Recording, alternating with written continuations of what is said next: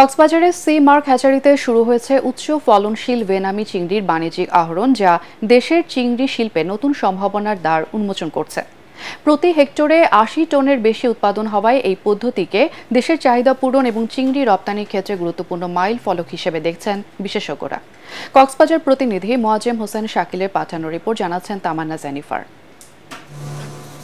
উচ্চ ফলনশীল জাতের ভেনামি চিংড়ির আহরণ শুরু করেছে সি মার্ক হ্যাচারি।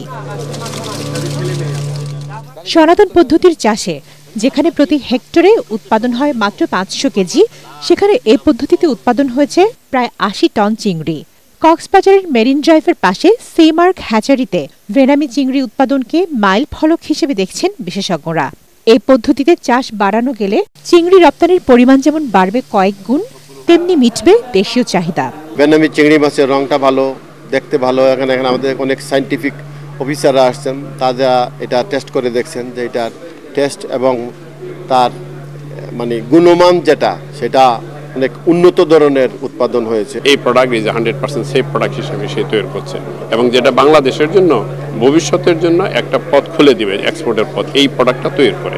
উচ্চ ফলনের পাশাপাশি রোগ প্রতিরোধ ক্ষমতা বেশি থাকায় এটি এখন বিশ্বে ব্যাপকভাবে চাষ হচ্ছে। সারা বিশ্বে উৎপাদিত চিংড়ির ৮০% ভেনামি জাতের। দেশে এর পরীক্ষামূলক চাষ শুরু হয় ২০১৯ সালে। ৪ বছর ধরে নানা পরীক্ষা নিরীক্ষার পর এই পদ্ধতিতে চিংড়ির বাণিজ্যিক উৎপাদন শুরুর অনুমতি দেয় সরকার।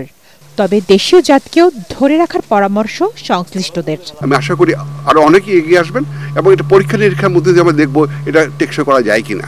এবং আমার মনে হয় তাহলে আমাদের রপ্তানি বাজারে এবং ওভারঅল আমাদের ইকোনমিক ডেভেলপমেন্টে একটা বড় ভূমিকা রাখতে পারবে। সরকারি সহযোগিতা পেলে দেশের চাহিদা মিটিয়ে বিশ্ববাজার ধরতে পারবে ভেনামি চিংড়ি, এমনটাই প্রত্যাশা উদ্যোক্তাদের। Bureau report, ATN Bangla.